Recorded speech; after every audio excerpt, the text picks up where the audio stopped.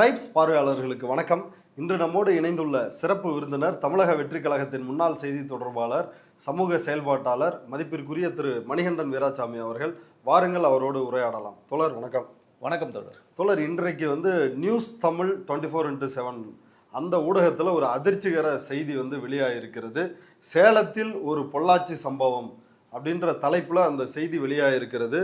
சேலத்தை சார்ந்த டிவிகே நிர்வாகி ஒருவர் பெண்களை, அதுவும் குறிப்பாக ஒரு ஏழை எளிய வறிய நிலையில் உள்ள பெண்களை குறிவைத்து அவர்களிடம் ஆசை வார்த்தை கூறி பேசி ஆபாச வீடியோக்களை எடுத்து வைத்து விட்டு மிரட்டுவதாக கிட்டத்தட்ட 8000க்கும் மேற்பட்ட ஆபாச வீடியோக்கள் அவருடைய ஃபோனில் இருக்குது. 50க்கும் மேற்பட்ட பெண்கள் பாதிக்கப்பட்டிருக்கிறாங்க அப்படின்னு ஒரு புகார் எழுந்திருக்கிறது. எனக்கு தெரிஞ்சு அவனோட ஃபோல்டர்ல நான் பார்த்தப்ப 8000 சில்லற வீடியோ இருந்துச்சு. அந்த சம்பவத்தினுடைய பின்னணி என்ன? யார் அந்த டிவிகே நிர்வாகி? என்ன குற்றம் நடந்தது? சேலம் மாவட்டத்தில் வீரபாண்டி அருகே பார்த்தீங்கன்னா பூலாவரின்னு ஒரு கிராமம் இருக்குது. அங்கே ஒரு மளிகை கடை நடத்தி வர்றாரு. அவர் பேர் மளிகை கடை மணி. அவர் பேர், அவர் முழுமையான பேர் மணிகண்டன். சேலம் கிழக்கு மாவட்டத்தில் அவர் பொறுப்பில் இருக்கார். அதாவது வீரபாண்டி கிழக்கில் பொறுப்பாளராக இருக்கார். அவரோட கடைக்கு வாடிக்கையாளர் வருகின்ற கிராமத்து பெண்கள், ஏழை எளிய மக்கள் தான் அங்கே வராங்க. அவங்களோட பார்க்குறாரு ஆள் எப்படி இருக்காங்க, ரொம்ப பாதிக்கப்பட்ட மக்கள், ஏழ்மையான மக்களை அவங்களோட வறுமையை இல்லாதவர்கள், ஆமாம், வறுமையை பயன்படுத்தி விவரம் அறியாத மக்களை பயன்படுத்தி இவரோட பாலியல் இச்சைக்காக பயன்படுத்தினார் அப்படின்றது குற்றச்சாட்டு. அதுல பாதிக்கப்பட்ட ஒரு பெண்மணி இவர் மேல புகார் கொடுக்குறாங்க. எப்படி புகார் கொடுக்குறாங்கன்னா, இவங்க தனிப்பட்ட முறையில் எங்கேயோ குடுக்கல் வாங்கல், எங்கேயோ கந்து வட்டி வாங்கி பாதிக்கப்பட்டிருக்காங்க. அங்க இவங்க அழுது கொண்டிருந்ததாகவும் இவரா வாலண்டியரா சர்வீஸ் பண்றாரு. ஏன்னா வாலண்டியர் சர்வீஸ் கழகம் தான் பாத்தீங்கன்னா தாவேகா. ஏன்னா இதுக்கு முன்னாடி ஒரு பாலியல் பொறுக்கிகள் கட்சி பாத்தீங்கன்னா பாஜக, அதுல கேடி ராகவன் மாதிரி உத்தமர்கள்லாம் அந்த கட்சியில இருந்த மாதிரி இன்னைக்கு தாவேகா புனித பாஜகவா மாறி இருக்கு. ஏன் நம்ம அப்படி சொல்றோம்னா, போற போக்குல நம்ம சொல்லல, தொடர்ச்சியாக குற்றச்சாட்டுகள், பாலியல் குற்றச்சாட்டுகள் சிக்கிறவங்க யாருன்னு பாத்தீங்கன்னா தாவேகா சார்ந்தவர்களா இருக்காங்க. அந்த மாதிரி ஒரு உத்தமர், ஒரு புனிதர் தான் பாத்தீங்கன்னா இந்த மணி என்கின்ற மணிகண்டன், மளிகை கடை மணிகண்டன். அந்த பெண் கிட்ட போய் உதவி பண்ற மாதிரி நடித்து அவங்களோட நற்பெயரை அவர்கிட்ட சம்பாதிக்கிறாரு. உதவி பண்ற மாதிரி ஆக்ட் பண்ணி அவங்களோட மொபைல் நம்பரை வாங்குறாரு. வாங்கி அவங்க கிட்ட நட்பா உரையாடுறாரு, உதவிகள் செய்யற மாதிரி பண்றாரு. எவ்வளவு நம்பி வர தெரியுமா? அவங்க அந்த வீடியோல சொல்றாங்க 1 to 1.5 ஆண்டு காலம் நட்பா இருந்திருக்குன்னு சொல்றாங்க. அவங்கள தப்பா மிஸ்யூஸ் பண்ற ட்ரை பண்றாரு இவர். அப்ப இவங்க அவர் கூப்பிடுறாரு, ஒரு ஹோட்டலுக்கு அவரை சந்திக்க போறாங்க. அப்ப ஏதோ போன் கட்டா இருந்துச்சு. இவர் கேலரி ஓப்பன்ல, லாக்ல இருந்த போன் ஓப்பன்ல இருந்துச்சு. பார்த்தா நிறைய வீடியோஸ் இருந்துச்சு. அந்த போன் கால் வருது, அவருக்கு எடுத்து பாக்குறாங்க. அந்த அன்லாக் ஆயிடுதுன்னு சொல்றாங்க. அவங்க அதை பார்க்கும்போது பாத்தீங்கன்னா அதுல ஆபாச படங்கள் இருக்கிறத பாக்குறாங்க. அவர் மொபைல்ல அவங்க சொல்றாங்க ஃபோல்டர்ல 8000க்கும் மேற்பட்ட வீடியோக்கள் இருந்தது. 50க்கும் மேற்பட்ட பெண்கள் அதெல்லாம் சம்பந்தப்பட்டிருக்கான்னு சொல்றாங்க. தற்செயலா பார்க்கும்போது இவங்க அவர்கிட்ட வீடியோ கால்ல பேசுனதும் அது இருக்கிறதுனால பதறி போறாங்க. வீடியோ கால் பேசின வீடியோ தான் இருக்குது. அதை வச்சுதான் இப்ப அந்த ஆளு இப்ப மிரட்டினான். அந்த வீடியோ கால்ல இருந்து, அந்த வீடியோல இருந்ததெல்லாம் இன்னொரு போனுக்கு மாத்திட்டு இவங்க அங்கிருந்து கிளம்பி வந்துடுறாங்க. இதை என்ன பண்றாங்கன்னா, ஒரு பென்டிரைவ்ல ஸ்டோர் பண்ணி சேலம் மாநகர காவல் ஆணையருக்கு ஒரு கடிதமாக எழுதி அதோட அந்த பென்டிரைவையும் இணைச்சு அனுப்புறாங்க. புகார் அனுப்புறாங்க. இவங்க யாருன்னு பாத்தீங்கன்னா, இவங்களும் எளிய பின்புலத்தை கணவனால் கைவிடப்பட்ட ஒரு சகோதரி தான் இவங்க. அதை என்ன பண்றாங்க, 2 பெண் குழந்தைகள் இருக்காங்க. அவங்களுக்கு பொருளாதார கஷ்டம். இவங்க அப்படிதான் செலக்ட் பண்றாங்க ஆட்களே. அப்படின்னு பாத்தீங்கன்னா, பொருளாதாரத்தை பின்தங்கியவங்க, கணவனால் கைவிடப்பட்டவங்க, இவங்க ஏதாவது அத்துமீறல் பண்ணாலும் வெளியே சொல்லாதவங்க, இந்த மாதிரி ஆட்களை தான் இவங்க பயன்படுத்துறாங்க. இந்த சேலம் காவல் ஆணையர் பார்த்தீங்கன்னா புகாரை கொண்டலாம்பட்டி காவல் நிலையத்தை விசாரிக்க சொல்லி அனுப்புறாரு. அந்த கொண்டலாம்பட்டி காவல் ஆய்வாளர் அவங்க காவல் நிலையத்தில் அந்த மணிகண்டன் என்ற நபரை கூப்பிடுறாங்க. தாவேகா சார்ந்த நிர்வாகி கூப்பிட்டு ரொம்ப மென்மையாக அணுகி அவர்கிட்ட அந்த போன்ல இருந்த அந்த வீடியோக்களை அழித்து விட்டு சமாதானமா பேசி அமுச்சு விட்டுறாங்க. அது மேல எந்த விதமான நடவடிக்கையும் எடுக்கவே இல்லை. அவர் மேல ஏற்கனவே குட்கா விற்பனை செஞ்ச குட்கா வழக்கு 10க்கும் மேற்பட்ட வழக்குகள் இருக்கு. இதுல இன்னொரு முக்கியமான விஷயம் நம்ம என்ன பார்க்கணும்னா, இந்த பெண்களை இவர் இவரோட நண்பர்களுக்கு தவறான முறையில அவங்களுக்கு சப்ளை பண்ணியிருக்காருன்றது ஒரு மிகப்பெரிய ஒரு குற்றச்சாட்டு அதுல இருக்கு. ஏன்னா வீடியோக்கள் இருக்குது, அதை வச்சு பிளாக்மெயில் பண்றாரு. நண்பர்களுக்கு விருந்து கொடுக்குறாரு. இந்த பெண்ணையே பாத்தீங்கன்னா, என்கிட்ட தான் நீங்க நட்பை முடிச்சுக்கிட்டீங்க, என் நண்பர்கள் கிட்ட நீங்க பழகுங்கன்னு இவர் சொல்லியிருக்காரு. ஸோ இது மிகப்பெரிய ஒரு குற்றச்செயல். இந்த மாதிரி ஒரு குற்றவாளியை காவல்துறை வந்து எந்த மாதிரி அணுகுறாங்கன்றது நமக்கு உள்ளபடியே புரியல. தினந்தோறும் இந்த மாதிரி குற்ற சம்பவங்களை ஈடுபடுறவங்க யாருன்னு பார்த்தீங்கன்னா தாவேகா சார்ந்தவங்களா இருக்காங்க. இவங்க பார்த்தீங்கன்னா தாவேகா சார்ந்தவங்களான்னு தெரியாது இந்த சகோதரி. ஆனால் நம்ம இதுக்கு முன்னாடியே வந்து பேசியிருக்கோம், ஸ்ரீவைகுண்டத்தில் இதே மாதிரி ஒரு சம்பவம் நடந்தது. அந்த சம்பவம் எப்படி நடந்ததுன்னு பார்த்தீங்கன்னா, ஸ்ரீவைகுண்டம் எம்எல்ஏ பார்த்தீங்கன்னா அன்னை விஜய் சரவணன் அவர் தான் வந்து வேலைக்காக கூப்பிட்டாருன்னு சொல்லிட்டு இந்த சகோதரியை கூப்பிட்டு போறாங்க. கூட்டு போறவங்க பார்த்தீங்கன்னா யார், 2 தாவேக்கா நபர்கள் தான் வந்து கூட்டு போறாங்க. அவங்க பேர் பார்த்தீங்கன்னா பாலசுப்ரமணியம், ஜெயபால். இவங்க 2 பேரும் வந்து கூட்டு போறாங்க. அவங்கள பாலியல் துன்புறுத்தல் பண்றாங்க. இதை வந்து அவங்களும் கம்ப்ளைண்டா கொடுத்துருக்காங்க. ஆனா இங்க சிக்கல் என்னன்னு பாலியல் வன்கொடுமையே நடந்துருச்சு. பாலியல் வன்கொடுமை நடந்திருக்கு. கூட்டு வர சொன்னது ஒரு எம்எல்ஏ. ஆனா இந்த பாலியல் துன்புறத்துக்கு ஆளான அந்த சகோதரி வந்து கட்சி விட்டு நீக்கி இருக்காங்க.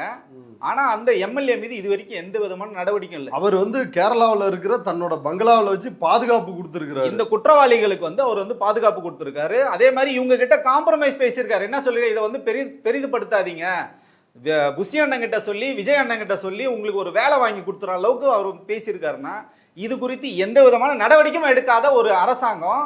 நம்ம அதனால தான் சொல்றோம், பாஜகவும் தாவேகவும் ஒண்ணு. நம்ம அதனால தான் சொல்றோம். நம்ம இப்ப ஆனா விஜய் வந்து தேர்தலுக்கு முன்னாடியும் சரி இப்பயும் சரி நம்மளோட அக்கா, நம்மளோட தங்கச்சி, நம்முடைய அம்மாக்கள், நம்முடைய சகோதரிகள் அவங்களெல்லாம் பாதுகாக்கணும் அப்படின்னு தான் பேசுறாரு. இந்த சிங்கப்பெண் திட்ட தொடக்க விழா, சிறப்பு அதிரடிப்படை தொடக்க விழாவிலையும் விஜய் அதான் பேசுறாரு. இந்த மாதிரி சம்பவங்களை பார்க்குறப்ப எனக்கு பதறுது, கண்ணு கலங்குது, ஒருத்தர் கூட எஸ்கேப் ஆயிடக்கூடாது அப்படின்லாம் விஜய் பேசுறாரு. அப்படி அவர் பேசுறது உள்ளபடியே அது உண்மையாக இருந்தால் இந்த சரவணன், ஸ்ரீவைகுண்டம் எம்எல்ஏ சரவணன் மீது எந்த விதமான நடவடிக்கை எடுக்கல.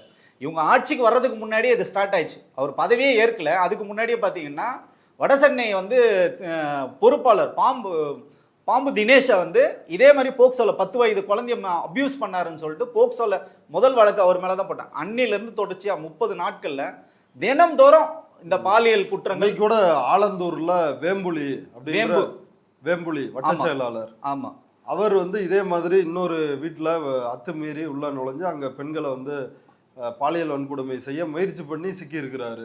அவர் பாத்தீங்கன்னா ஆலந்தூர்ல வந்து பகுதி செயலாளர் இருக்காரு, டிவிகேல பகுதி செயலாளர் இருக்காரு. அந்த மாவட்டத்தோட மாவட்ட செயலாளர் ஈசிஆர் சரவணனோட நெருக்கமா வந்து வேலை பார்த்துருக்காரு. ஓ, அவர் இப்ப ஈசிஆர் சரவணன் எம்எல்ஏ இல்லையா? ஆமா, எம்எல்ஏ. அவருக்கு அதான் சொல்றேன், இவங்க எல்லாம் எப்படி பின்புலம் வருதுன்னா, நான் ஒரு கட்சியில இருக்கேன், அந்த வீரபாண்டி தொகுதியிலையும் டிவிகே எம்எல்ஏக்கு வந்து வேலை பார்த்திருக்காரு. அதே மாதிரி பாத்தீங்கன்னா அந்த பாம்பு தினேஷ் பாத்தீங்கன்னா உங்களுக்கு வந்து ஆர்கே நகர்ல மரிய வில்சனுக்கு வந்து வேலை பார்த்திருக்காரு. ஸோ இவங்க எல்லாம் எப்படி வந்து வராங்கன்னா, இன்ஃபுளுன்ஸ் எப்படி பண்றாங்கன்னா, பாத்தீங்களா நான் எவ்வளவு பெரிய ஆளு, நான் எம்எல்ஏ கூட இருக்கேன், நான் வந்து பொது செயலாளரோட இருக்கேன், நான் தலைவர். இந்த புகைப்படங்கள்லாம் அவங்க வந்து காட்டுறாங்க. பெண்களை வந்து அவங்க வந்து வளைக்கிறதுக்கு காரணமே என்ன பாத்தீங்கன்னா, சரி பரவாயில்ல பெரிய ஆளா இருப்ப போல, இவர் போனா ஏதாவது நம்மளுக்கு வேலை கொடுப்பாரு, நம்மளுக்கு ஏதாவது வாய்ப்புகள் கொடுப்பாங்கன்னு சொல்லி தான் பெண்கள் உங்களை நம்பி வராங்க.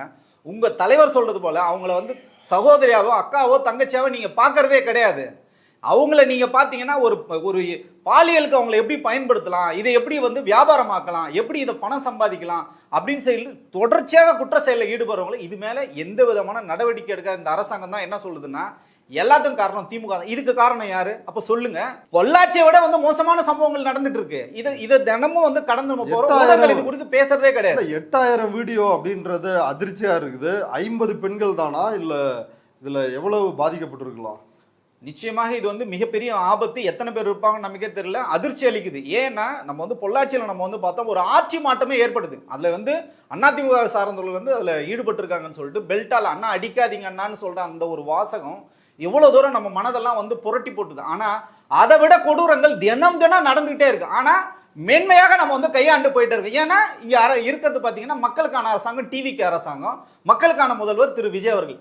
எங்க யாரா இருந்தாங்க, வெகுஜன மக்களா இருந்தாலும் சரி, யாரா இருந்தாலும் சரி, நீங்க வந்து நீங்க நடவடிக்கை எடுக்கிறது என்ன கஷ்டம் உங்களுக்கு? ரீல்ஸ்ல தன்னை ஒரு மக்களுக்கான ஒரே ஒரு உண்மையான பிரதிநிதி நான் தான் அப்படிதானே விஜய் தன்னை தொடர்ந்து சொல்றாரு. எங்க சிங்க பெண்கள் அதிரடிப்படையில நீங்க போட்டீங்க. தமிழகம் இங்க சீரழிஞ்சிட்டு இருக்கு. யாரால? தாவேக்காவோட உறுப்பினர்கள் மட்டும் கிடையாது. அவங்க எல்லாம் பாத்தீங்கன்னா பதவிகள்ல பொறுப்புகள்ல நல்ல வசதி வாய்ப்போடு இருக்கிறவங்களாம் இந்த தொடர்ச்சியாக இந்த குற்றங்கள் செய்யறாங்க. இது குறித்து யாருமே பேசுறது இல்லைங்க. மாண்புமிகு எதிர்கட்சி தலைவர் உதயநிதி அவர்கள் சொல்றாரு, ஸ்ரீவைகுண்டம் எம்எல்ஏ மேல என்ன நடவடிக்கை எடுத்துன்னு கேட்கிறாரு. திரு எடப்பாடி அவர்கள் வந்து கேட்கிறாங்க.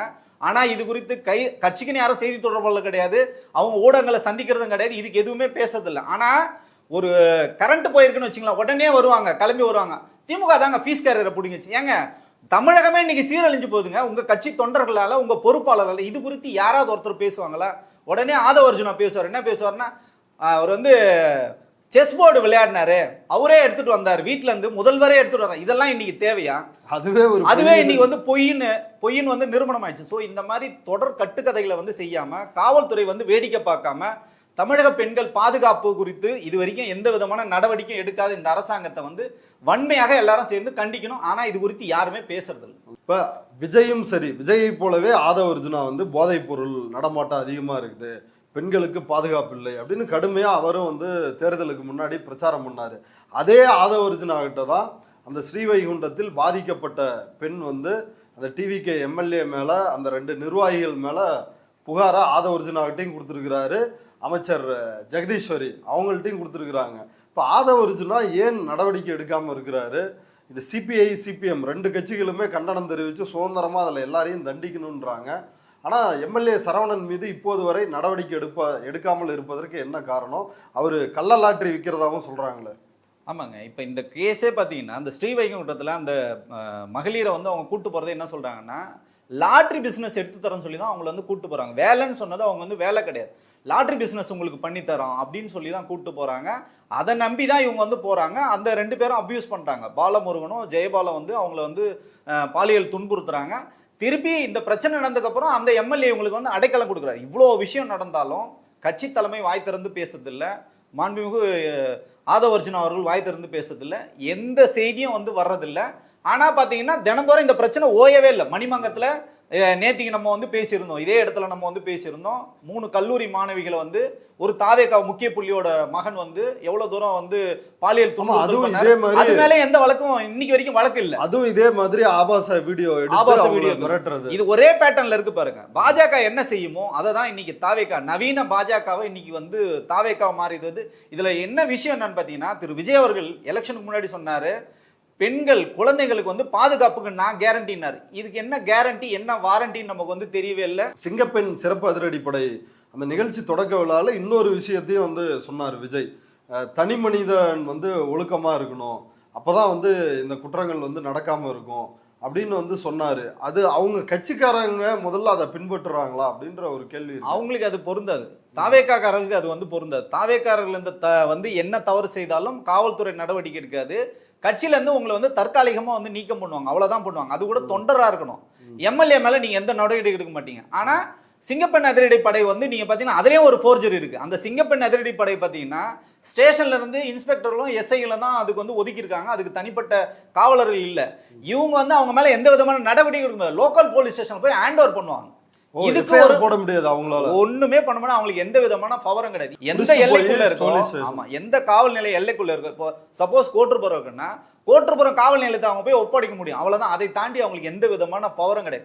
இதுக்கு பாத்தீங்கன்னா நீங்க ஒரு 15 கோடி ரூபாய் செலவு பண்ணி முதல்ல ஒரு விழா, அது திருப்பி கேன்சல், அதுக்கப்புறம் திருப்பி ஒரு விழா, அதுல சினிமா பாட்டு போடுறதுதான் உங்களுக்கு நேரம் இருக்க கண்டி சிறப்பாக களத்துல வந்து செயல்படுறதுக்கான எந்த விதமான வேலையும் செய்யல.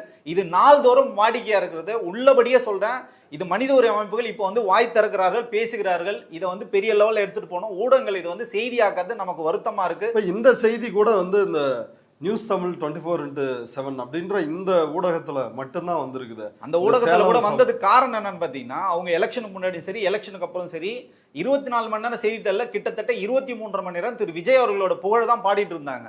அவங்க சேனல் ஒரே ஒரு கார்டு போட்டதுக்காக இப்போ வந்து அரசு கேபிள்ல இருந்து அவங்கள வந்து எடுத்துட்டாங்க.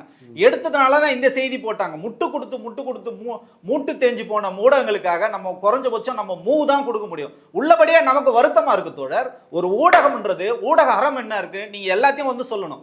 தாவேக்காரர்கள் பண்ணா அதை வந்து நீங்க வந்து மென்மையாக கையாளுவதும், காவல்துறை மென்மையாக கையாளுவதும், இது சட்டத்தில் அப்படிலாம் இடம் கிடையாது. கண்டிப்பாக இதுக்கு வந்து ஒரு தனி சட்டமே இயற்றணும். ஆல்ரெடி இருக்கு, அதை நீங்க வந்து பயன்படுத்தணும். தவறு செய்தவர்கள் யாரா இருந்தாலும் அவங்க வந்து தண்டிக்கப்படணும், மக்கள் முன்னாடி நிறுத்தணும். மக்களும் வந்து இதை வந்து புரிஞ்சுக்கணும். வெறும் நீங்க வந்து இன்ஸ்டாகிராம் மட்டும் பார்த்து இன்ஃப்ளூயன்ஸ் ஆகாதீங்க. மக்கள் இதை வந்து கேள்வி கேட்கணும். ஏன்னா காவல்துறை கேட்க மாட்டேங்குது, அரசாங்கம் கேட்க மாட்டேங்குது. பொதுமக்களாக ஊடகங்களாக நம்ம கேள்வி கேட்க வேண்டிய கடமை நமக்கு இருக்கு. ஓகே தோழர், இந்த சேலம் மணிகண்டன் அவர் மீது நடவடிக்கை எடுப்பார்களா, என்ன நடக்க போகுதுன்னு பார்ப்போம். ஏன்னா இப்போ எனக்கு பாதுகாப்பு கொடுப்பதாக இருந்தால் நான் மற்ற பெண்களையும் நான் கூட்டு வந்து சொல்றேன். ஆமா, அந்த சகோதரி சொல்றாங்க, அவங்க சொல்றாங்க. என்ன நடவடிக்கை எடுக்க போறாங்க அப்படின்றத பொறுத்திருந்து பார்க்கலாம். ஏன்னா காவல்துறை முதல்வர் கட்டுப்பாட்டில் தான் இருக்கு, அவருடைய துறை தான். என்ன நடவடிக்கை எடுக்கிறார்? காவல்துறை முதல்வர் கட்டுப்பாட்டுல இருக்கு. முதல்வர் யாரு கட்டுப்பாட்டுல இருக்கா நமக்கு தெரியல. எல்லாம் சொல்றாங்க நிழல் முதல்வர் வந்து ஆதவ அர்ஜுனான்னு சொல்லிட்டு.